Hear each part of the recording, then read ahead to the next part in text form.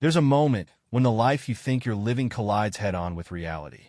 For me, it started with a random evening and an accidental discovery. My name is William, a 37-year-old architect who spends more time in AutoCAD than in my own home. My wife, Evelyn, 35, is or was the love of my life. A talented photographer, she had a knack for turning the mundane into magic. We had been married for 12 years, childless by choice, and until that night, I would have sworn we were happy. That evening, Evelyn was at a gallery exhibit while I wrapped up some late-night drafting at home. My laptop overheated, and in my desperation to finish the project, I borrowed her desktop, a powerhouse machine she used for editing. As soon as I logged in, I noticed her latest project folder. I'd always admired her work, often marveling at her ability to capture raw, unfiltered emotion in her shots. Curiosity got the better of me, and I clicked. The first few photos were stunning landscapes, the kind of work she was known for. Then, tucked between the professional shots, I found them pictures that froze my blood. They were intimate, raw, and unmistakably not meant for me to see. Evelyn, tangled in sheets, her face lit up in ways I hadn't seen in years. And worse, they weren't selfies. My hands trembled as I scrolled through. The same man appeared in most of the photos, a lean, scruffy guy I vaguely recognized from her past projects. A model, maybe? I couldn't be sure. What I was sure of was that my wife had been unfaithful, and she'd used her art to document it. I slammed the laptop shut, my heart hammering in my chest. My first instinct was denial. This couldn't be happening. Evelyn wasn't that person. She couldn't be. I stood up, pacing the room, my thoughts racing. But the images were seared into my mind. There was no denying what I'd seen. When Evelyn came home that night, she was glowing. The exhibit was a success, she chirped, her smile radiant as she set her camera bag on the counter. She kissed my cheek, oblivious to the storm brewing inside me. Glad to hear it, I said, forcing my voice to stay steady. My mind screamed at me to confront her, to demand answers, but I knew better. If I wanted the truth, I needed proof, more than just those photos. Confronting her now would give her time to destroy evidence, to twist the narrative. I needed a plan. After Evelyn returned home that evening, her demeanor was as cheerful as ever. She recounted details of her gallery exhibit while setting down her camera bag, completely unaware of the storm brewing inside me. Every glance, every laugh, every casual touch felt staged. The betrayal was seared into my mind, but I played my part as the attentive husband, nodding along and forcing smiles. Confronting her now would only give her the opportunity to fabricate excuses or destroy evidence. That night, I waited until she was sound asleep. Her breathing was steady, peaceful, a stark contrast to the chaos in my head. I slipped out of bed and entered her office. On the desk sat her external hard drive, the one she called her digital darkroom, where she backed up raw images and projects. Plugging it into her computer, I navigated through neatly organized folders. It didn't take long to find what I dreaded, the folder from the night before. Inside, the photos were accompanied by videos. The first clip confirmed everything. Evelyn was in a hotel room, smiling and laughing, her face lit with an affection I hadn't seen in years. The man, the one from the photos, leaned in, kissing her neck. The connection between them was unmistakable. This wasn't a fleeting mistake. It was deliberate and intimate. My stomach turned as I saved the files to a secure flash drive. By the time I returned the drive to its original spot, my hands were shaking. The reality of her betrayal was overwhelming. Each image, each video replayed in my mind as I climbed back into bed. Evelyn stirred slightly, but remained asleep. I stared at the ceiling, my thoughts racing. This wasn't just about infidelity. It was about the audacity of it, the way she had documented their affair as if it were art. The next morning, Evelyn left early for a photo shoot. Her cheerful goodbye grated on me, but I kept my tone neutral. Once the house was empty, I acted quickly. My first step was contacting a private investigator. The woman who answered, Julia, was sharp and professional. She requested access to Evelyn's schedule, social media, and communication channels. Her confidence reassured me. If Evelyn was hiding more, Julia would find it. I also scheduled a meeting with a divorce attorney. I wasn't ready to file, but I needed to understand my position. Without children, the division of assets seemed straightforward. However, I wanted to ensure the betrayal was accounted for, especially since Evelyn's behavior had already compromised my trust. The attorney explained my rights and options, emphasizing the importance of evidence in any proceedings. By the time Evelyn returned that evening, I had set my plans in motion. She greeted me with a smile and a kiss, her day seemingly as normal as any other. Her casual questions about my day and her easy laughter felt like a cruel joke. I answered with just enough interest to avoid suspicion, but inside, I was seething. Later that night, Julia called with an update. Evelyn had been frequenting a downtown hotel where she met with the same man from the photos, a model she'd worked with named Damien. The name hit hard. I remembered meeting him briefly at one of her gallery openings. He had seemed charming and confident, the kind of man who exuded effortless magnetism. Now, knowing he had been sneaking around with my wife, I saw him differently. Julia confirmed that the affair had been ongoing for at least 6 months. Her words only deepened my anger. Half a year of lies, of stolen moments that Evelyn had cloaked in her professional life. I thanked Julia and promised to send her any additional details that might help her investigation. In the silence of our home, I replayed every interaction with Evelyn over the past year, searching for signs I had missed. Her late nights editing photos, the increased time spent at gallery events, her phone always within reach. The pieces were falling into place, painting a picture I couldn't ignore. I had the evidence, but confronting her now felt premature. The betrayal was still fresh, raw, and cutting. I needed time to process, to plan my next move. Evelyn had rewritten the rules of our marriage without my consent, and now I would rewrite the ending. The days following Julia's revelations were an exercise in restraint. Each morning, Evelyn left for her shoots, her cheerful demeanor masking the secret life she thought she had concealed. I maintained the facade of normalcy, answering her questions with vague replies, forcing smiles where there was only anger. It was a delicate balance between gathering more information and hiding the storm that raged within me. Julia continued her investigation, her updates growing more detailed. Evelyn and Damien had a pattern. Late mornings spent at a particular hotel, the same room reserved under an alias. Julia sent me photos of them together, laughing, holding hands as they walked through the hotel lobby. There was an ease in their body language that cut deeper than I expected. This wasn't casual. It was intimate, deliberate, and ongoing. When I wasn't receiving updates, I began preparing for the inevitable confrontation. The evidence I had gathered from Evelyn's hard drive was damning, but I wanted a complete picture. I went through our shared accounts, checking for unusual expenses or hidden transactions. Receipts from lavish restaurants and boutique hotels began to surface, items I had never seen nor approved. Each discovery felt like another layer of betrayal, deepening the chasm between us. At night, I lay awake beside her, staring at the ceiling as she slept peacefully. The person I had trusted above all others had become a stranger. I thought back to the early years of our marriage, the shared dreams, the nights spent talking about our future, the quiet moments of comfort that now felt like distant memories. How had we ended up here? Had I been too absorbed in my work, too blind to the cracks forming in our relationship? Or had she simply chosen a path of selfish indulgence, oblivious to the wreckage she left behind? A week into Julia's investigation, the picture became clearer. Damien wasn't just a fling or a momentary lapse in judgment. He was woven into Evelyn's life, a steady presence she had carefully compartmentalized.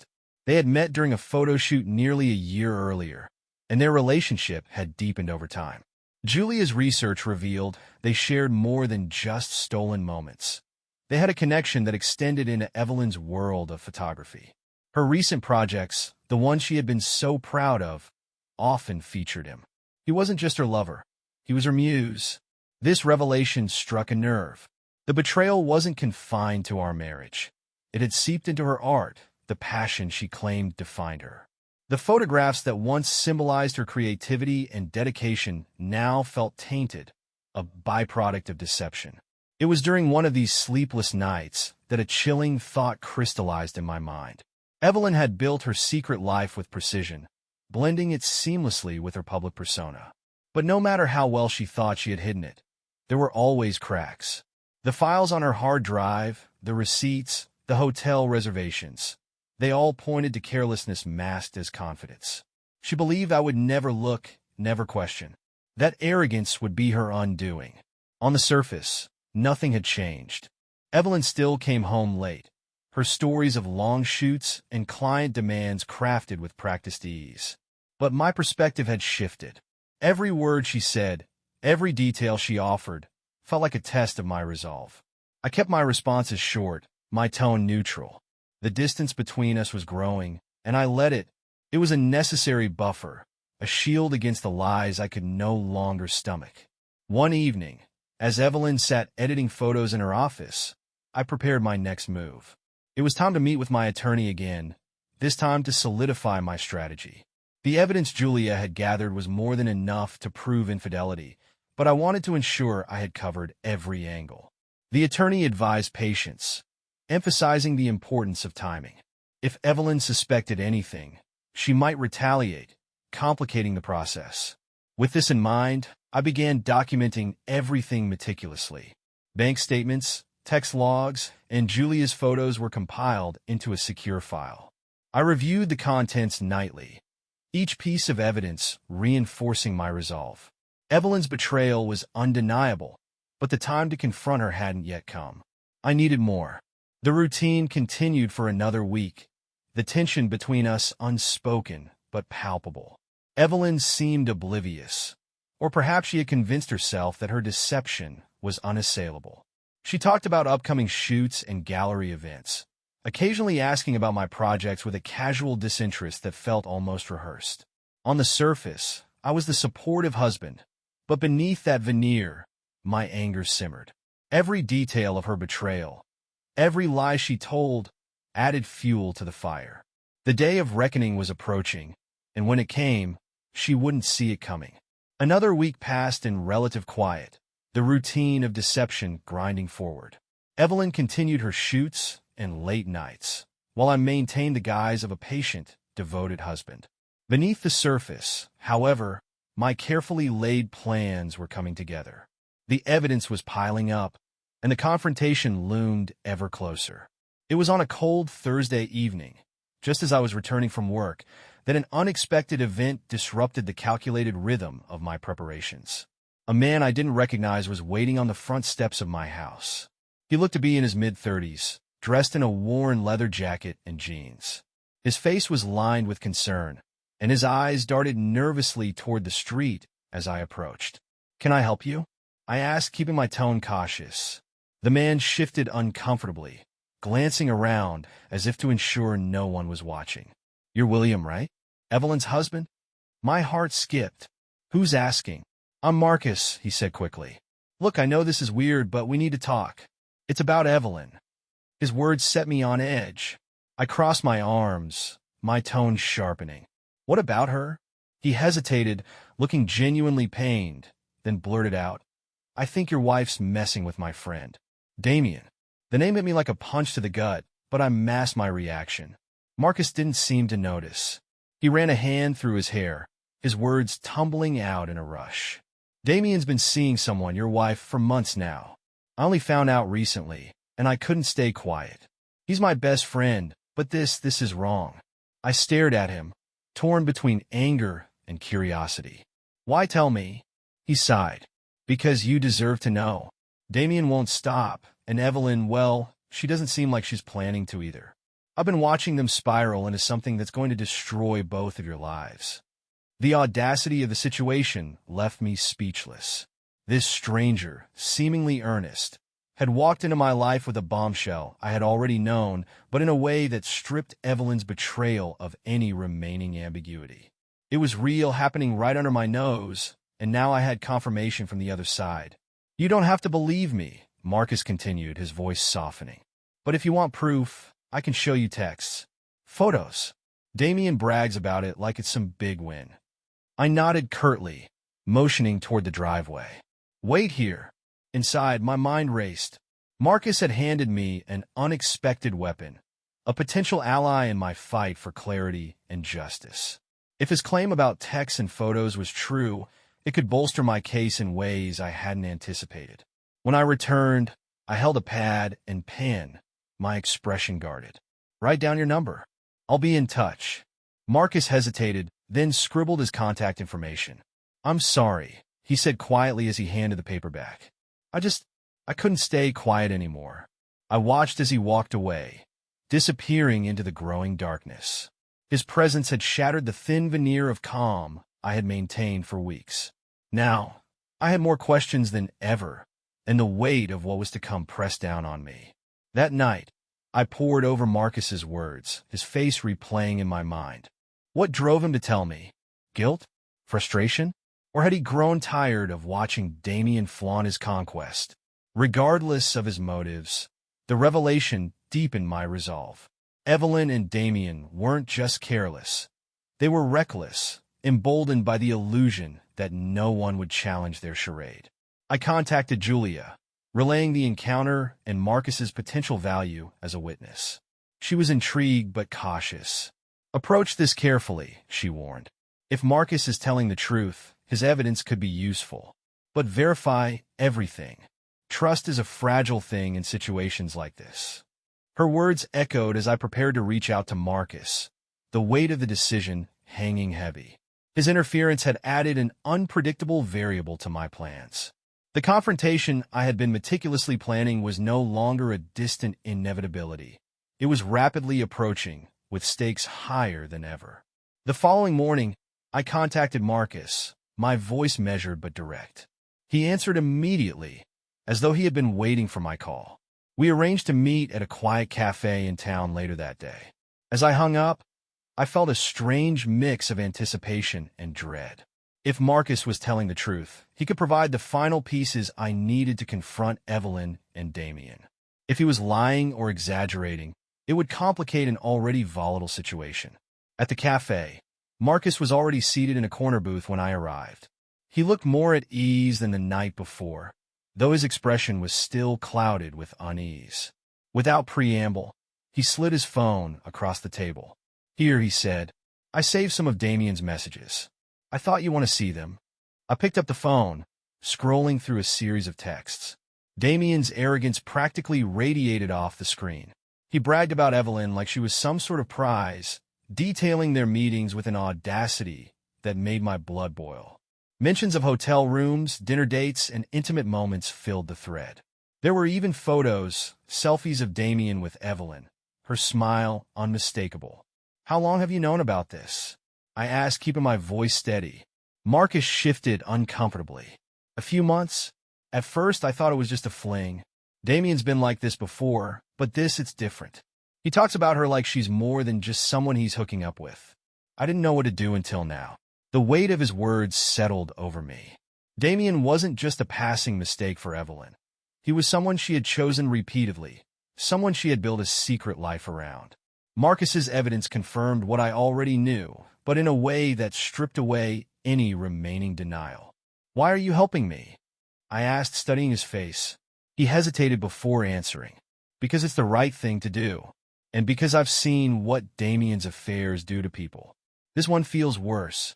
He's tearing apart your life, and I can't watch it happen without saying something. His honesty was disarming, and for the first time in weeks, I felt a flicker of gratitude. Despite everything, Marcus's intervention had given me clarity and leverage. I saved the messages and photos onto my phone before handing his back. Thank you, I said, my voice low but sincere. This helps. Marcus nodded, his expression somber. I hope it does. That evening, I returned home to find Evelyn editing photos in her office. She glanced up briefly, offering a tired smile before turning back to her work. The sight of her, so immersed in her world, felt surreal.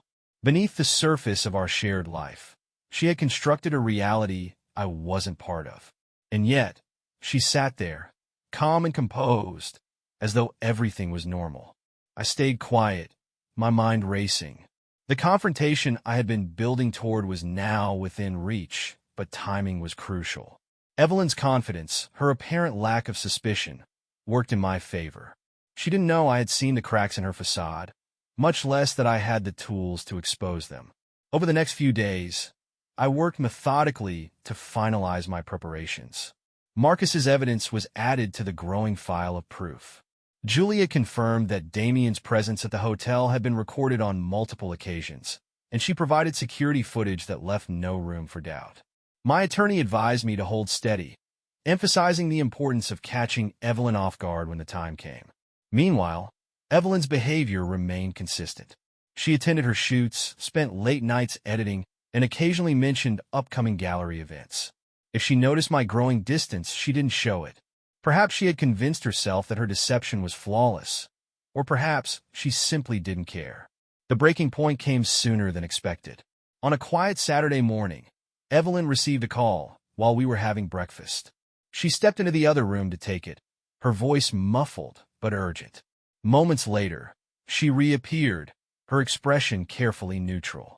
"Last-minute shoot," she said with a casual shrug. "I'll be back this evening." I nodded, watching as she grabbed her camera bag and kissed me lightly on the cheek. As the door closed behind her, I reached for my phone. Julia was already tracking her movements, and within minutes, she confirmed what I had suspected. Evelyn was heading to the hotel. This was it. I had waited long enough. By the time I arrived at the hotel, my heart was pounding. Julia had given me the room number, and as I made my way down the hallway, I felt a strange sense of detachment.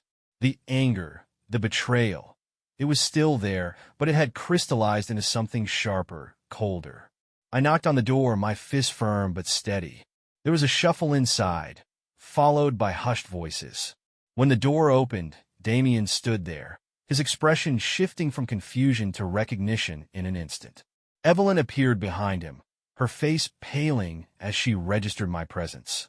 For a moment, none of us spoke. The weight of the situation hung heavy in the air, the truth laid bare between us. I looked from Damien to Evelyn, my voice calm but unyielding as I broke the silence. "We need to talk." The air in the hotel room was suffocating, heavy with the weight of truths that could no longer be ignored. Damien stood by the door, his confidence unraveling as his gaze darted between me and Evelyn. Evelyn, seated on the edge of the bed, looked pale and shattered, her carefully constructed facade crumbling. The betrayal was no longer hidden, and the time for excuses had passed. The scene before me was a grotesque confirmation of what I had already uncovered.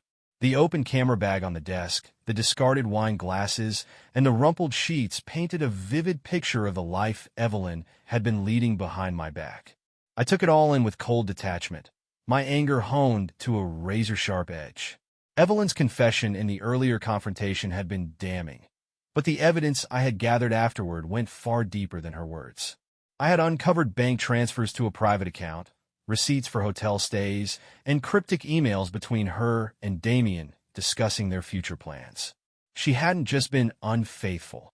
She had been methodically dismantling our life together while laying the groundwork for a new one with him. The messages from Damien, provided by Marcus, painted an even more sordid picture. Damien's bravado in his texts revealed the full extent of his arrogance. He spoke of Evelyn as though she were a prize he had won, mocking me in the process. He mentioned her plans to leave me, their shared fantasies of a life together, and their contempt for the life I had built with her. It was more than betrayal. It was a mockery of everything I thought we had shared. As I pieced together the timeline, the depth of Evelyn's deceit became clear. This wasn't a fleeting affair. It was a deliberate and calculated betrayal. She had woven her lies into every aspect of our life, using her photography as both a cover and a tool for their secret world. Damien was not just her lover, but her accomplice, the muse she had chosen to build a new existence around. The final blow came from Julia's latest report. Damien's financial records revealed a shared account with Evelyn, funded by money siphoned from our joint accounts. It was a chilling confirmation that their betrayal extended beyond emotional and physical infidelity. It was financial theft, a prelude to their planned escape from the life they had both pretended to endure. Faced with the undeniable truth, I felt the last vestiges of my patience slip away. There was nothing left to salvage, no room for reconciliation.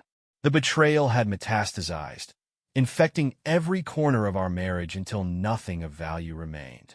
The time for planning was over. The time for action had come. I left the hotel room without looking back, my resolve unshaken. The pieces were in place, and the reckoning would be swift and definitive.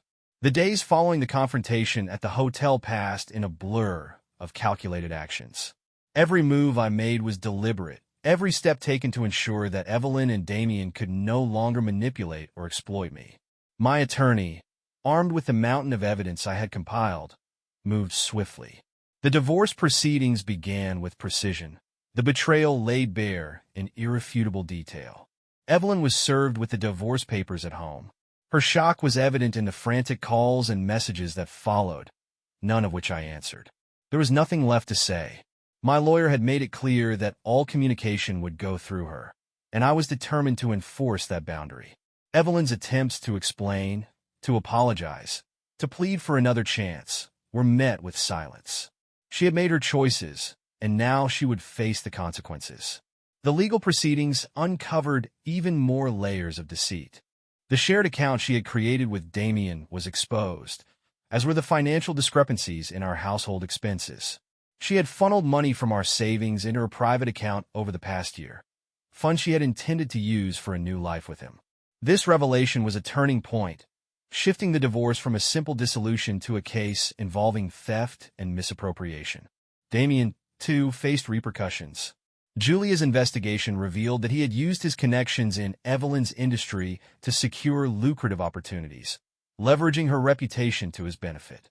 When the evidence of their financial collusion became public, Damien's professional network turned on him. His name, once associated with rising talent, became synonymous with scandal. He was quietly blacklisted, his career in freefall. Evelyn's gallery, which had once been a source of pride, also suffered. The affair, combined with the financial improprieties tied to her name, cast a shadow over her work. Clients withdrew their support, upcoming projects were canceled, and her reputation in the industry was irreparably damaged. The life she had so carefully curated was crumbling, piece by piece. As the divorce neared its conclusion, Evelyn made one final attempt to reach out. A handwritten letter arrived at my office, its tone a mix of desperation and regret. She wrote of her mistakes, her loneliness, and her hopes for redemption. She asked for forgiveness, not to reconcile, but to find closure. I read the letter once, then filed it away. Forgiveness wasn't something I could give her. Not yet, and perhaps not ever. The divorce was finalized with little resistance. Evelyn walked away with minimal assets, her financial and personal losses outweighing anything she might have gained. Damien, too, had vanished into obscurity, their grand plans for a future together reduced to ashes. In the months that followed, I focused on rebuilding. The house we had shared was sold, and I moved into a modern apartment overlooking the city. I immersed myself in work, rediscovering the passion and focus I had lost during the chaos of my marriage. Friends and family, once kept at a distance by the demands of my life with Evelyn, became a source of strength and renewal. Eventually, I began to find peace. The betrayal, while devastating, had taught me the importance of vigilance, of self-worth, and of the boundaries we must set to protect ourselves. It was a painful lesson, but one that shaped me into someone stronger, someone more attuned to the values I would never again compromise. Evelyn and Damien became little more than ghosts of a past I no longer carried with me. Their choices had cost them everything, and their absence from my life was a gift I embraced. What mattered now was the future, a future untainted by lies, built on a foundation of integrity and resilience. As I stood on my balcony one evening, watching the city lights stretch into the horizon, I felt a sense of closure. The life I had left behind was a chapter that had ended, and what lay ahead was mine to define. For the first time in years, I felt truly free.